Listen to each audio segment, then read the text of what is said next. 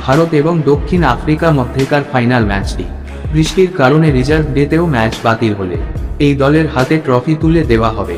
হ্যাঁ বন্ধুরা, জেনে নিন আইসিসির নিয়ম। ভারত এবং দক্ষিণ আফ্রিকা টি-20 বিশ্বকাপ 2024 এর সেমিফাইনালে পৌঁছানো দল। দুই দলের মধ্যে কঠিন প্রতিদ্বন্দ্বিতা প্রত্যাশিত। পুরো টুর্নামেন্টে দুর্দান্ত খেলেছে ভারত ও আফ্রিকা। 29 জুন বার্বাডোসে হবে ফাইনাল ম্যাচ।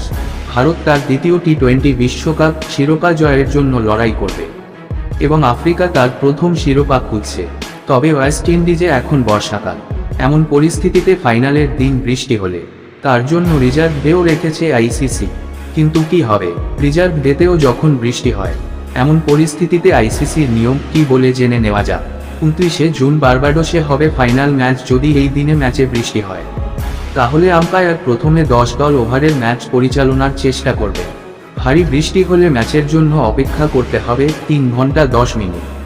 কিন্তু এত কিছুর পরও যদি 29 জুন ম্যাচ না হয় তাহলে আম্পায়ার 30 জুন তারিখ ব্যবহার করবেন। এমন পরিস্থিতিতে রিজার্ভ ডেতেও বৃষ্টি হলে আম্পায়াররা আইসিসির এই নিয়ম মেনে চলবেন। কে বিজয়ী হবে? আইসিসির নিয়ম অনুযায়ী রিজার্ভ ডেতে বৃষ্টির কারণে ম্যাচ বাতিল হলে আম্পায়াররা দুই দলকেই যৌথ বিজয়ী ঘোষণা করবেন। তার মানে ভারত তার দ্বিতীয় শিরোপা জিতবে, অন্যদিকে আফ্রিকা তার প্রথম শিরোপা জিতবে। যদিও দুই দলই এটা চাইবে না। ভারতীয় অধিনায়ক রোহিত শর্মা এবং আফ্রিকান অধিনায়ক এইডেন মার্করাম ম্যাচের ফলাফল দেখতে চান।